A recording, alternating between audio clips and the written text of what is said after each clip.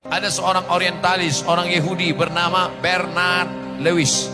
Kata Bernard Lewis, tahun 2050 umat Islam akan menguasai Europe. 2050 Islam sudah berkuasa di Europe. Itu yang berkata begitu bukan orang Islam. Tak sampai 100 tahun lagi. Dari mana analisa dia? Jerman akan diisi oleh imigran-imigran yang datang berpindah dari Turki. Orang Turki sudah memenuhi Jerman. Spanyol dengan Prancis diisi oleh orang Aljazair, Maroko, Mauritania, Tunisia mengisi. UK diisi oleh muslim-muslim yang datang dari India, Bangladesh, Pakistan. Tempat-tempat strategik diisi oleh orang Islam. Sedangkan mereka punah. Kenapa punah?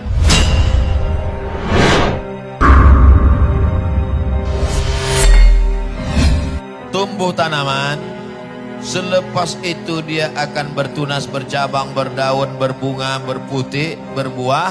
Selepas itu dia kemudian akan layu dan tumbang. Itu terjadi.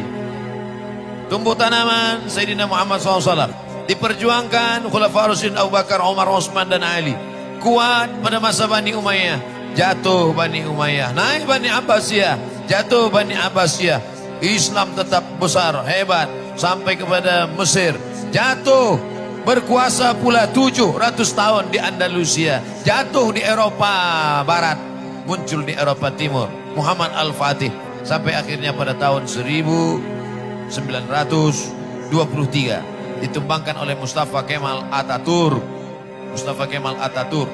Dulu ada sahabat saya masa belajar kuliah, orang Turki, kata dia Mustafa Kemal Atatürk itu makamnya di atas tanah.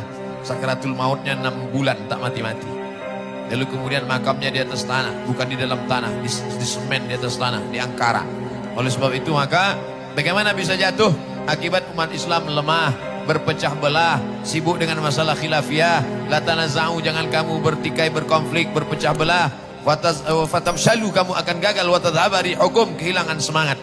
Oleh sebab itu belajar dari Turki Utsmani supaya Islam tetap kokoh, tetap kuat, tetap jaya. Itu menunjukkan istana-istana yang megah di Topkapi yang ada di Istanbul, yang begitu hebatnya temboknya 35 hektar, dikuasai beratus tahun. Di dapurnya aja, tukang masaknya aja 1000 orang. Bayangkan begitu hebatnya, hancur berkeping, tumbang. Itu menunjukkan bahwa kekuatan binaan, kekuatan istana, kekuatan tidak kuat. Yang kuat adalah orangnya, mesti dikuatkan. Manusianya, orang-orang yang bertakwa, orang-orang yang hebat, orang-orang yang punya kemauan yang kuat, orang-orang yang mujahid fisabilillah. Oleh sebab itu caranya adalah tidak lain tidak bukan menanamkan akidah, dikuatkan bahwa hidup ini kita tidak terlena dengan dunia. Kata Nabi SAW, sampai masanya nanti kamu akan seperti makanan di atas meja makan. Yang satu menarik kakinya, yang satu menarik kepalanya, yang satu menarik dadanya. Aqillatun nahnu yawma idzin ya Rasulullah. Apakah saat itu kami sedikit ya Rasulullah? Bal antum katsirun. Jumlah kamu banyak. Lakinnakum ghusaun ka ghusa'is sail. Tapi kamu seperti buih di tengah lautan yang tak ada kekuatan. Begitulah akhirnya, kerana dia tiada kekuatan, terpecah belah, ada pengkhianatan, ada kemunafikan.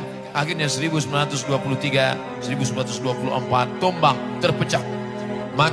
Kuasai Turki Utsmani itu dulu, sekarang berapa? 42 negara. Dari mulai Ethiopia, jumlah negara Arab saja 22 negara. Yang bukan negara Arab, Ethiopia di Afrika. Sampailah negara Rumania, sampai kepada Eropa Barat, Eropa Timur. Itu semua di bawah kekuasaan Turki Utsmani. Kalau ingin mengetahui ini semua, mudah-mudahan dibukakan Allah rezeki, nanti pergi umrah, balik dari umrah singgah ke Turki untuk melihat peninggalan-peninggalan itu semua. Tapi al-Islamu ya'lu, Islam akan tetap tinggi, wala yu'la alaih. Jangan bercerita tentang Turki Utsmani ini lalu umat Islam menjadi lemah, menjadi takut. Tidak. Ada seorang orientalis, orang Yahudi bernama Bernard Lewis. Kata Bernard Lewis, tahun 2050 umat Islam akan menguasai Europe. 2050 Islam sudah berkuasa di Europe. Itu yang berkata begitu bukan orang Islam. Tak sampai 100 tahun lagi. Dari mana analisa dia? Jerman akan diisi oleh imigran-imigran yang datang berpindah dari Turki. Orang Turki sudah memenuhi Jerman. Spanyol dengan Prancis diisi oleh orang Aljazair, Maroko, Mauritania, Tunisia mengisi. UK diisi oleh muslim-muslim yang datang dari India, Bangladesh, Pakistan. Tempat-tempat strategik diisi oleh orang Islam. Sedangkan mereka punah. Kenapa punah? Sebab mereka tidak mau menikah. LGBT, terkena virus HIV, meninggal dunia. Sedangkan umat Islam pula banyak anak. Makan tidur 10. Otaknya cerdas, banyak. Sekarang sudah, Masya Allah, tabarakallah.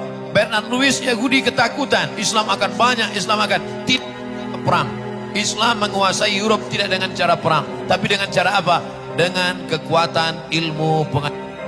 Maka Islam yang paling cepat pertumbuhannya amat sangat pesat Europe hari ini.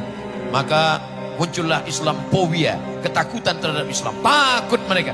Maka dipancinglah Islam ini teroris, Islam ini fasis, Islam ini akan membunuh, Islam ini akan memancung. Tapi apa kata Allah? Wa makaru wa makarallah. Mereka membuat tipu daya, Allah membalas. Wallahu khairul makirin. Allah itu amat sangat kuat balasannya. Maka begitu Islamophobia ditakut-takutkan, Islam kalau berkuasa akan membunuh. Orang makin mencari-cari Islam, maka berbondong-bondong orang datang ke Maghribi. Mereka datang dari Spain, datang ke Maghribi, bersyahadat ramai-ramai ke masjid-masjid masuk Islam. Khasnya lagi selepas peristiwa 11 September, ramai-ramai sebab mereka mencari Islam, mereka cari dakwah-dakwah Islam, mereka download buku-buku tentang Islam. Akhirnya mereka wara'aitan nasa idza jaa nasrullah, kalau sudah datang pertolongan dari Allah, wal fath, kemenangan, wara'aitan nasa yadkhuluna fi dinillahi afwaja. Dan saya percaya janji Allah Subhanahu wa taala, innaka la tukhliful mi'ad. Ada satu yang belum.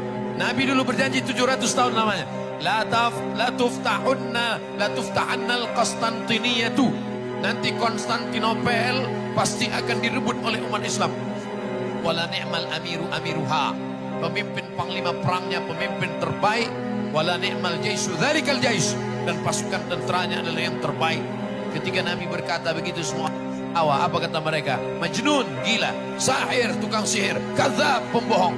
Tapi 700 kemudian siapa yang menyangka ternyata persis seperti yang dikatakan Nabi SAW. Ada satu lagi yang belum terwujud janji Nabi. Apa dia? Rom itu adalah Europe. Itulah yang dikhawatirkan oleh Samuel Huntington dalam bukunya Clash Civilization. Itu juga yang dikhawatirkan oleh Bernard Lewis. Tapi janji Allah SWT akan terwujud. Tidak dengan perang, tidak dengan membunuh, tapi dengan apa? Dengan ilmu pengetahuan. Akan lahir sarjana-sarjana, akan lahir Muslim sekolah yang akan menunjukkan tanda-tanda kebesaran Allah. Sanurihim ayatina fil afaq. Kami akan tunjukkan tanda-tanda kebesaran kami di atas langit, kata Allah. Wa fi anfusihim, bahkan dalam diri mereka, hatta yatabayyana lahum annahul haq, sampai nyata bahwa janji Allah itu akan benar, janji Allah itu akan terwujud. Al-Islamu ya'lu, Islam tinggi, wala yu'la alaih. Tidak ada yang melebihi daripada Islam. InsyaAllah Allah akan menolong Islam. Islam ini pasti akan ditolong Allah. Andai kita tidak ditolong Islam, kita tinggalkan Islam ini, Islam pasti ditolong Allah. Yang jadi masalah adalah apakah kita masuk dalam catatan para penolong-penolong Islam. In tansurullah. Faiz qala Isa bin Maryam lil hawariyin, ketika Isa berkata kepada hawariyin, man ansari ilallah, siapa yang menolong aku menegakkan agama Allah?